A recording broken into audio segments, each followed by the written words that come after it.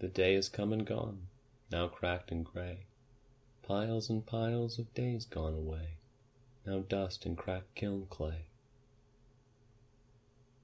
This is H.P. Knightley, presenting nighttime stories. Hello, demons. I hope you enjoyed your costumes, breaking time, and debauching in honor of dead ancestors. If you heard our pre-Halloween episode, part 1 of The Color Out of Space, today's episode we'll be bringing you the second part. If you have not, go back and have a listen. You'll find that at nighttimestories.org/node/22, or back an episode in your podcast feed. And if you have, I have good news. Part 2 begins now. We continue with The Color Out of Space, written by H.P. Lovecraft, first published 1927 in Amazing Stories. 3 days later, Naum lurched into Ami's kitchen in the early morning, and in the absence of his host, stammered out a desperate tale once more, while Mrs. Pierce listened in a clutching fright. It was little Merwin this time. He was gone. He had gone out late at night with a lantern and pail for water, and had never come back. He'd been going to pieces for days, and hardly knew what he was about. Screamed at everything.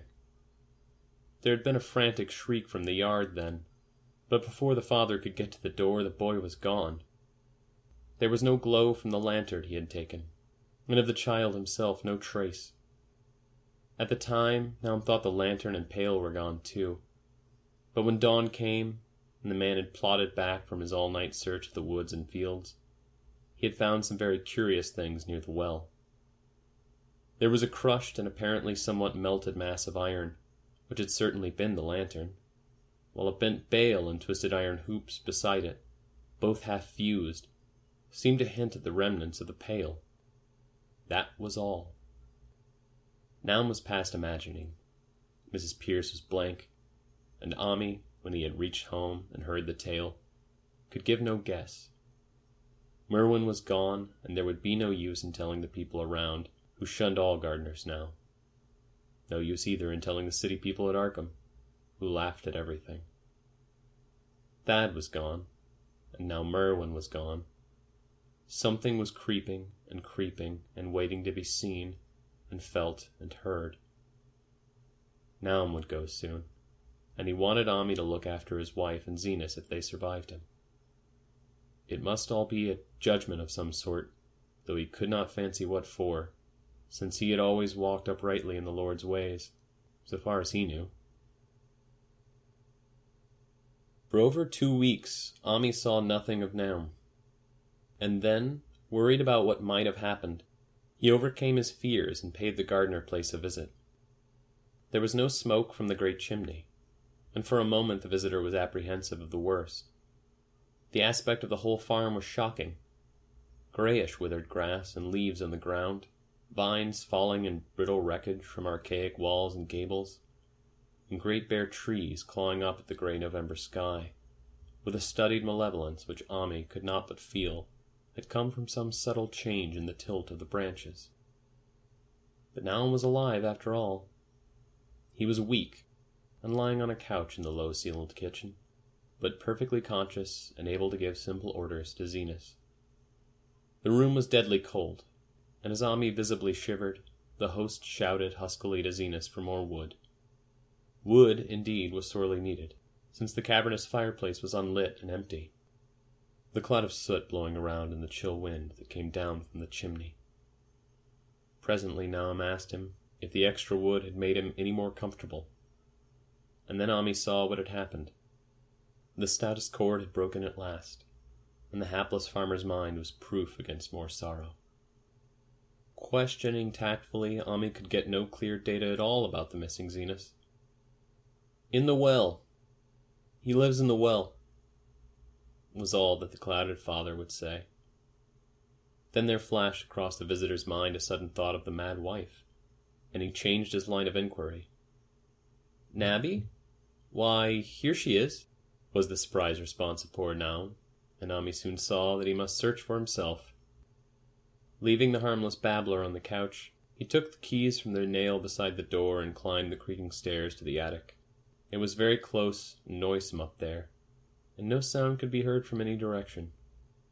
Of the 4 doors in sight, only one was locked, and on this he tried various keys in the ring he had taken. The 3rd key proved the right one, and after some fumbling, Ami threw open the low white door. It was quite dark inside, for the window was small and half obscured by the crude wooden bars, and Ami could see nothing at all on the wide planked floor. The stench was beyond enduring, and before proceeding further he had to retreat to another room and return with his lungs filled with breathable air. When he did enter, he saw something dark in the corner, and upon seeing it more clearly, he screamed outright. While he screamed, he thought a momentary cloud eclipsed the window, and a second later he felt himself brushed as if by some hateful current of vapor. Strange colors danced before his eyes, and had not a present horror numbed him, he would have thought of the globule and the meteor that the geologist's hammer had shattered, and of the morbid vegetation that had sprouted in the spring. As it was, he thought only of the blasphemous monstrosity which confronted him, and which all too clearly had shared the nameless fate of young Thaddeus and the livestock. But the terrible thing about this horror was that it very slowly and perceptibly moved as it continued to crumble. Ami would give me no added particulars to this scene, but the shape in the corner does not reappear in his tale as a moving object. There are things which cannot be mentioned, and what is done in common humanity is sometimes cruelly judged by the law. I gather that no moving thing was left in that attic room, and that to leave anything capable of motion there would have been a deed so monstrous as to damn any accountable being to eternal torment. Anyone but a stolid farmer would have fainted or gone mad, but Ami walked conscious through that low doorway and locked the accursed secret behind him. There would be Naum to deal with now. He must be fed and tended, and removed to some place where he could be cared for. Commencing his descent to the dark stairs, Ami heard a thud below. He even thought a scream had suddenly been choked off, and recalled nervously the clammy vapor which had brushed by him in that frightful room above. What presence at his cry and entry started up? Halted by some vague fear, he heard still further sounds below. Indubitably there was a sort of heavy dragging, and a most detestably sticky noise, as of some fiendish and unclean species of suction. With an associative sense goaded to a feverish heights, he thought unaccountably of what he had seen upstairs. Good God! What eldritch dream world was this into which he had blundered? He dared move neither backward nor forward, but stood there trembling at the black curve of the boxed-in staircase. Every trifle of the scene burned itself into his brain.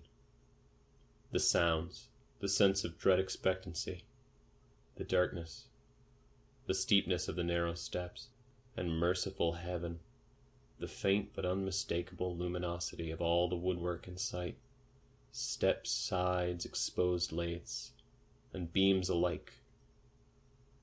Then there burst forth a frantic whinny from Ami's horse outside, followed at once by a clatter which told of a frenzied runaway. In another moment, horse and buggy had gone beyond earshot, leaving the frightened man on the dark stairs to guess what had sent them. But that was not all. There had been another sound out there, a sort of liquid splash. Water. It must have been the well. He had left Hero untied near it, and a buggy wheel must have brushed the coping and knocked in a stone. And still the pale phosphorescence glowed in that detestably ancient woodwork. God! How old the house was! Most of it built before 1670, and the gambrel roof not later than 1730. A feeble scratching on the floor downstairs now sounded distinctly, and Ami's grip tightened on a heavy stick he had picked up in the attic for some purpose. Slowly nerving himself, he finished his descent and walked boldly toward the kitchen. But he did not complete the walk, because what he had sought was no longer there. It had come to meet him, and it was still alive after a fashion. Whether it had crawled, or whether it had been dragged by any external force, Ami could not say, but the death had been at it. Everything had happened in the last half hour, but collapse, graying, and disintegration were already far advanced. There was a horrible brittleness, and dry fragments were scaling off. Ami could not touch it, but looked horrifiedly into the distorted parody that had been a face. "What was it, now? What was it?" he whispered, and the cleft, bulging lips were just able to crackle out a final answer. "Nothing. Nothing the color. It burns, cold and wet. But it burns. Lit in the well, you see. Kind of smoke. Just like the flowers last spring. Well shown at night. Thad and Bernie and Zenas. Everything alive. Sucking the life of everything. And that stone. Must have come in that stone. Hides in the whole place. Don't know where it was. That round thing. The men from the college set out in stone. They smashed it. It was the same color. Just the same. With flowers and plants. Must have been more seeds. They grow. Seen it the first time was weak. Must have got strong on Zenas. He was a big boy, full of life. Beats down your mind and burns you up. The well water. He was right about that. Evil water. Zenas never come back from well. Can't get away. Draws you. You know something's about coming. Tingling. I've seen it time again since Zenas was took. Where's Nabby, Ami? Head's no good, don't know how long Saint I fed her. We'll get her if we ain't careful. Just color. Her face is getting to hay that color. Sometimes toward night. And it burns and sucks. It comes from some place where things ain't as they is here. One of them professors. He was right. Look out on them. They'll do something more. Sucks. But that was all. That which spoke could speak no more, because it had completely caved in. Ami laid a red checked tablecloth over what was left, and reeled out the back door into the fields. He climbed the slope to the 10-acre pasture, and stumbled home by the north road in the woods. Could not pass that well from which his horse had run away. He had looked at it through the window, and had seen that no stone was missing from the rim. Then lurching buggy had dislodged anything after all. The splash had been something else, something which went into the well after it had done with poor Naum. When Ami reached his house, the horse and buggy had arrived before him, and thrown his wife into fits of anxiety. Reassuring her without explanations, he set out at once for Arkham and notified the authorities that the Gardner family was no more. He indulged in no details, but merely told of the deaths of Naum and Nabby, that of Thaddeus being already known, and mentioned that the cause seemed to be the same strange ailment which had killed the livestock. He also stated that Merwin and Zenas had disappeared. There was considerable questioning at the police station, and in the end Ami was compelled to take 3 officers to the Gardner farm, together with the coroner, the medical examiner, and the veterinary who had treated the diseased animals. He went much against his will, for the afternoon was advancing, and he feared the fall of night over that accursed place. But it was some comfort to have so many people with him. The 6 men drove out in a Democrat wagon, following Ami's buggy, and arrived at the pest-ridden farmhouse about 4 o'clock. Used as the officers were to gruesome experiences, not one remained unmoved at what was found in the attic and under the red checkered tablecloth on the floor below. The whole aspect of the farm with its gray desolation was terrible enough, but those 2 crumbling objects were beyond all bounds. No one could look at them, and even the medical examiner admitted that there was very little to examine.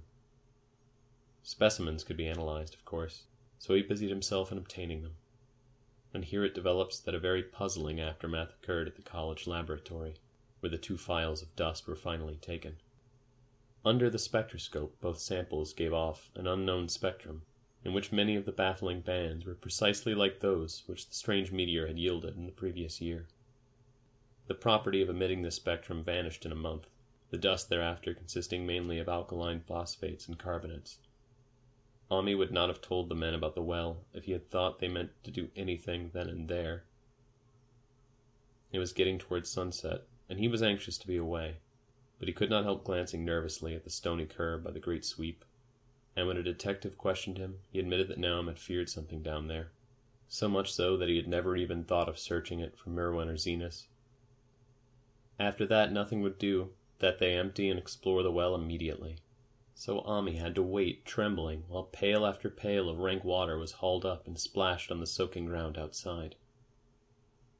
The men sniffed in disgust at the fluid, and toward the last held their noses against the fader they were uncovering. It was not so long a job as they had feared it would be, since the water was phenomenally low. There is no need to speak too exactly of what they found. Merwin and Zenas were both there, in part, though the vestiges were mainly skeletal. There were also a small deer and a large dog in about the same state, and a number of bones of smaller animals. The ooze and slime at the bottom seemed inexplicably porous and bubbling, and a man who descended on handholds with a long pole found that he could sink the wooden shaft to any depth in the mud of the floor without meeting any solid obstruction. Twilight had fallen now, and lanterns were brought from the house. Then, when it was seen that nothing further could be gained from the well, everyone went indoors and conferred in the ancient sitting-room, while the intermittent light of a spectral half-moon played wanly on the grey desolation outside. The men were frankly nonplussed by the entire case. Could find no convincing common element to link the strange vegetable conditions, the unknown disease of livestock and humans, and the unaccountable deaths of Merwin and Zenas in the tainted well.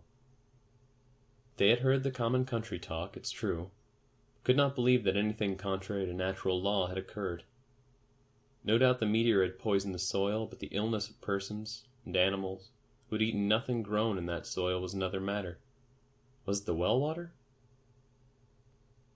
Very possibly. It might be a good idea to analyze it. But what peculiar madness could have made both boys jump into the well?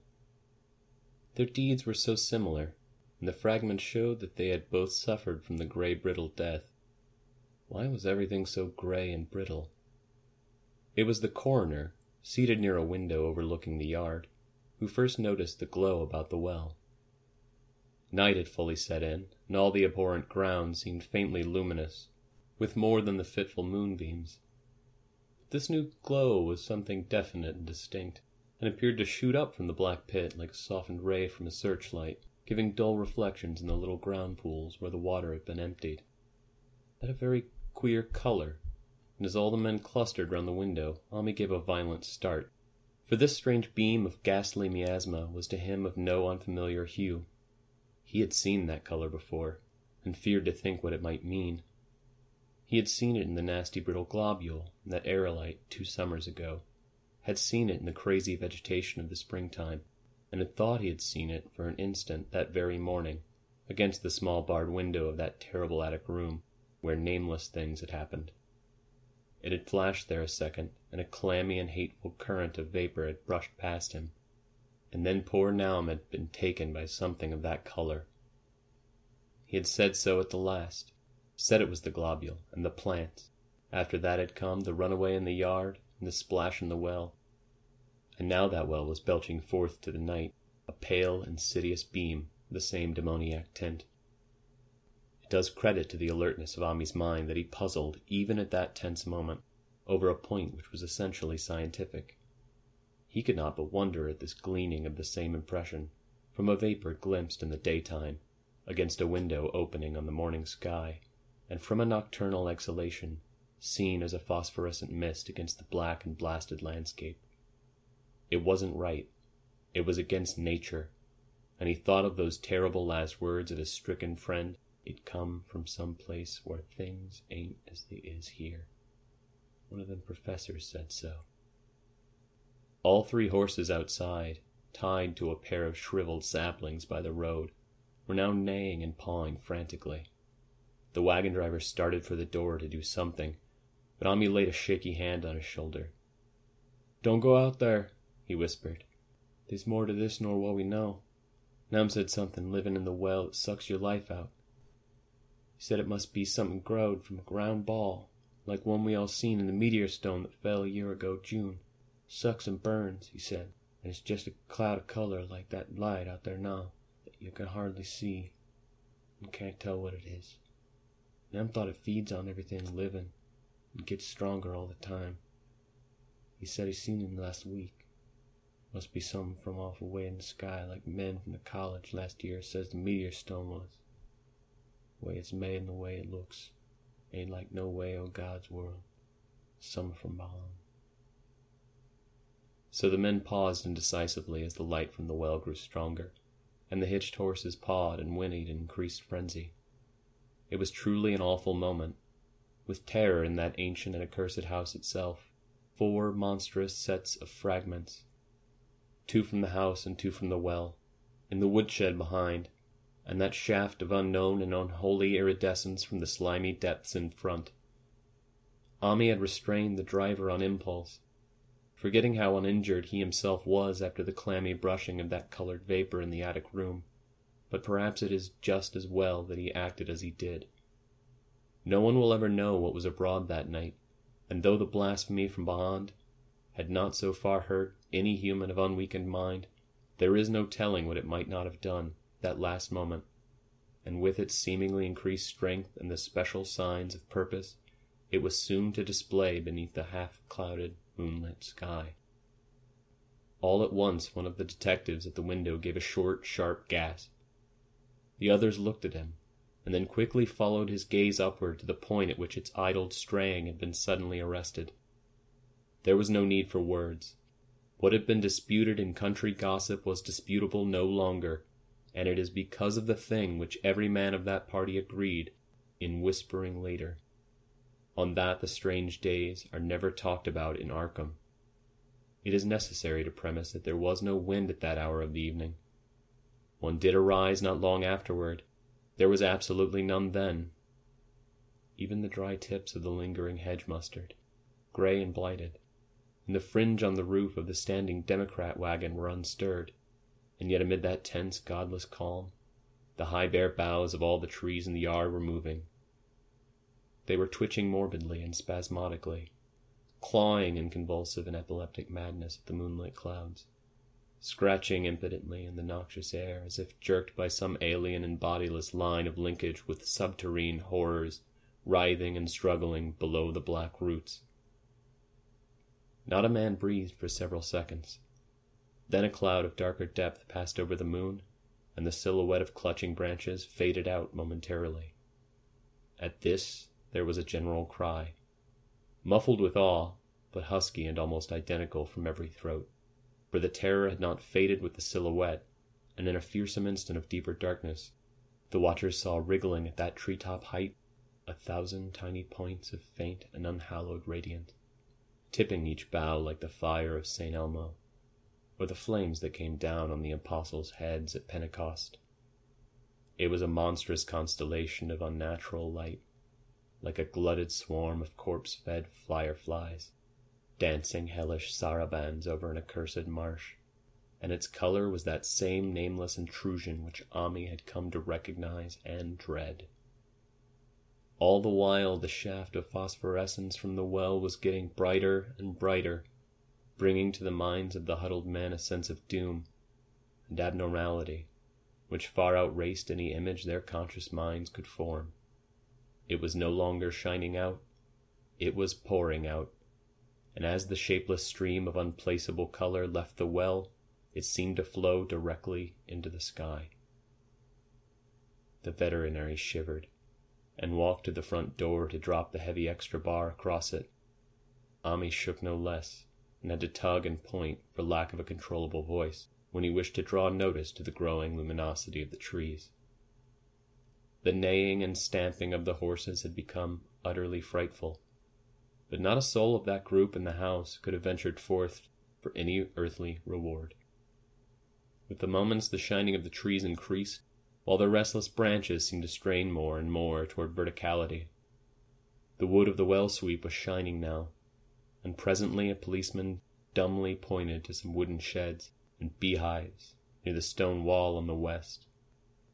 They were commencing to shine too, though the tethered vehicles of the visitors seemed so far unaffected. Then there was a wild commotion and clopping in the road, and as Ami quenched the lamp for better seeing, they realized that the span of frantic grays had broke their sapling and run off with the Democrat wagon. The shock served to loosen several tongues, and embarrassed whispers were exchanged. "It spreads on everything organic that's been around here," muttered the medical examiner. No one replied, but the man who had been in the well gave a hint that his long pole must have stirred up something intangible. "It was awful," he added. "There was no bottom at all. Just ooze and bubbles, and the feeling of something lurking under there." Ami's horse still pawed and screamed deafeningly in the road outside, and nearly drowned its owner's faint quaver as he mumbled his formless reflections. "It come from that stone. It growed down there. Got everything living. It fed itself on a mind and body. Thad and Murney, Zenas and Nabby. That one was the last. They all drunk water. Got strong on them. Come from beyond, where things ain't like they be here. Now it's going home." At this point, the column of unknown color flared suddenly stronger, and began to weave itself into fantastic suggestions of shape, which each spectator later described differently. There came from poor tethered hero such a sound as no man before or since ever heard from a horse. Every person in that low-pitched sitting room stopped his ears, and Ami turned away from the window in horror and nausea. Words could not convey it. When Ami looked out again, the hapless beast lay huddled inert on the moonlit ground, between the splintered shafts of the buggy. That was the last of Hero till they buried him next day. But the present was no time to mourn, for almost at this instant a detective silently called attention to something terrible in the very room with them.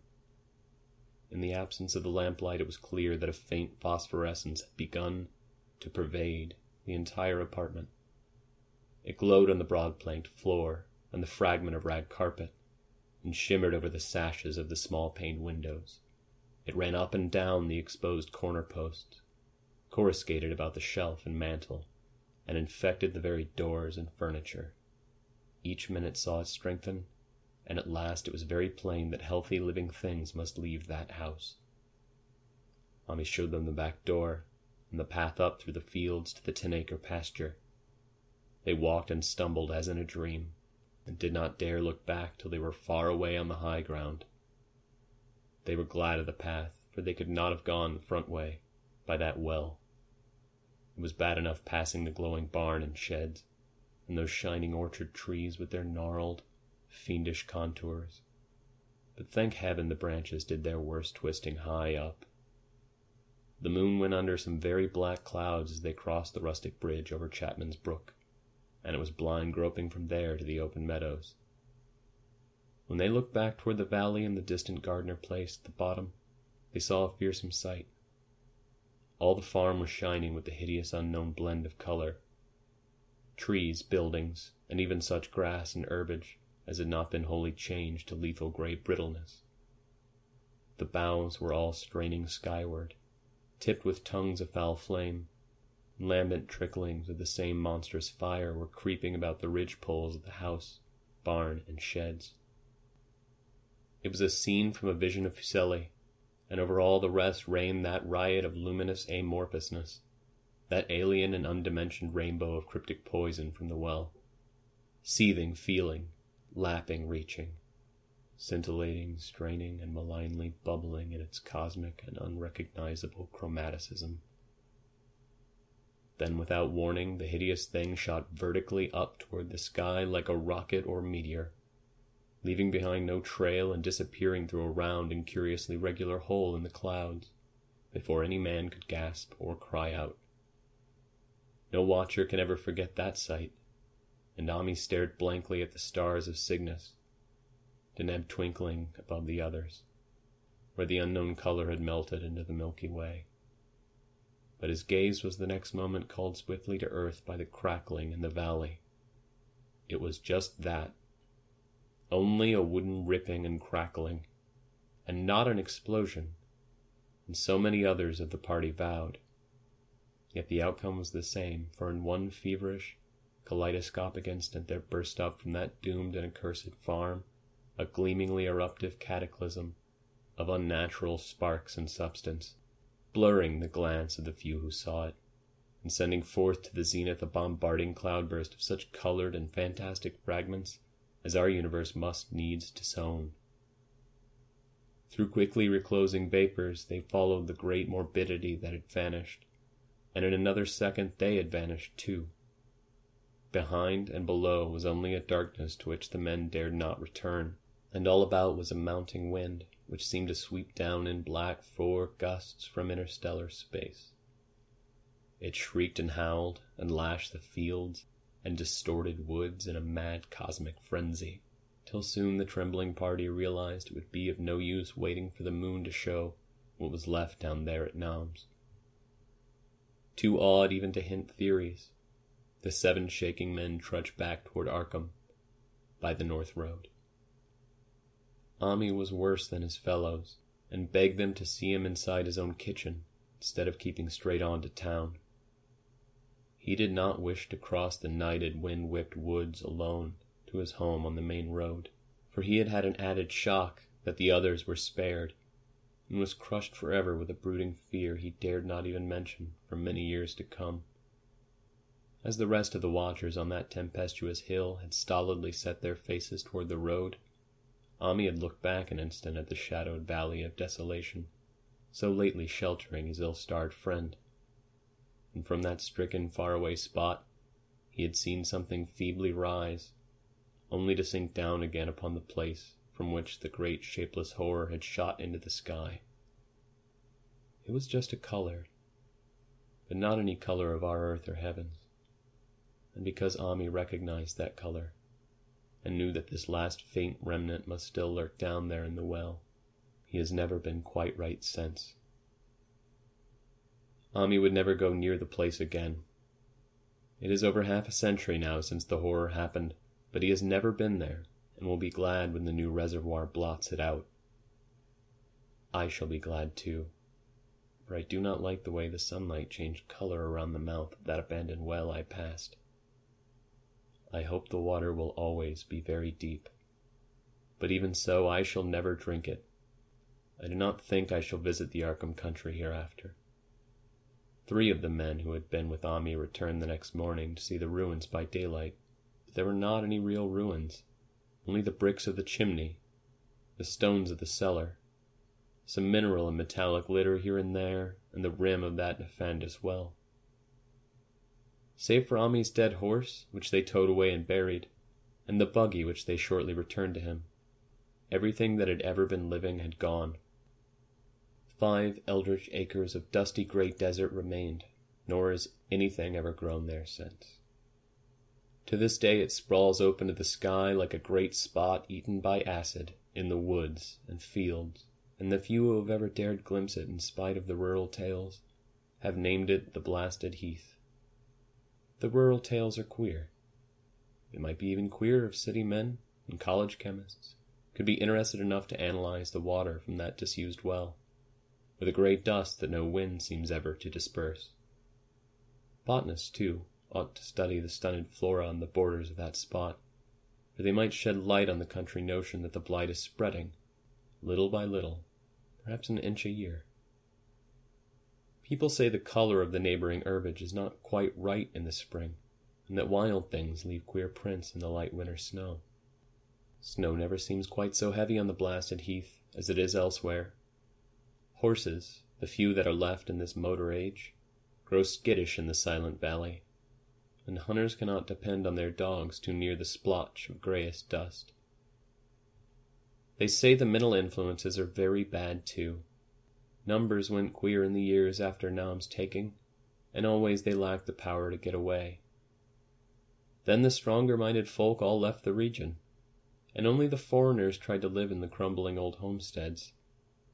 They could not stay, though, and one sometimes wonders what insight beyond ours their wild, weird stores of whispered magic have given them. Their dreams at night, they protest, are very horrible in that grotesque country, and surely the very look of the dark realm is enough to stir a morbid fancy.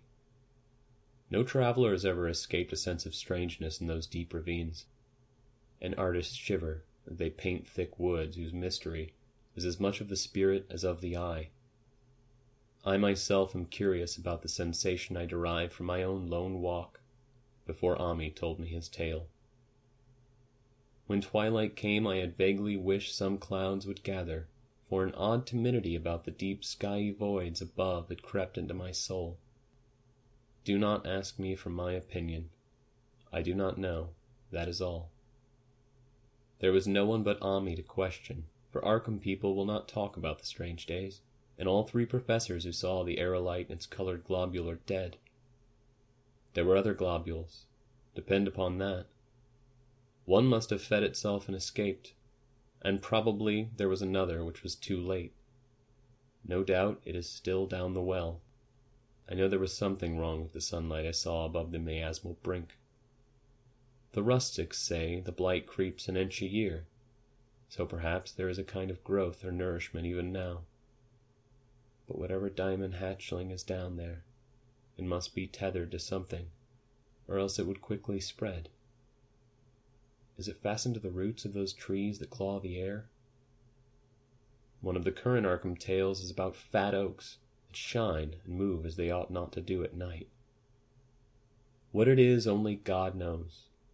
In terms of matter, I suppose the thing Ami described would be called a gas, but this gas obeyed laws that are not of our cosmos. This was no fruit of such worlds and suns as shine on the telescopes and photographic plates of our observatories. This was no breath from the skies whose motions and dimensions our astronomers measure or deem too vast to measure. It was just a color out of space, a frightful messenger from unformed realms of infinity beyond all nature as we know it, from realms whose mere existence stuns the brain and numbs us with the black, extra-cosmic gulfs it throws open before our frenzied eyes. I doubt very much if Ami consciously lied to me, and I do not think his tale was all a freak of madness, as the townfolk had forewarned. Something terrible came to the hills and valleys on that meteor, and something terrible, though I know not in what proportion, still remains. I shall be glad to see the water come. Meanwhile, I hope nothing will happen to Ami. He saw so much of the thing, and its influence was so insidious. Why has he never been able to move away? How clearly he recalled those dying words of Naum's. Can't get away, draws you. You know something's coming, but it isn't any use. Ami is such a good old man. When the Reservoir gang gets to work, I must write the chief engineer to keep a sharp watch on him. I would hate to think of him as the gray, twisted, brittle monstrosity which persists more and more in my troubling sleep.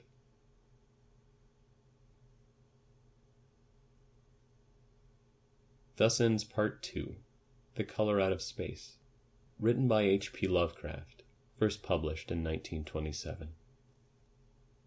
Feeling storied? Tweet me at HP Nightly.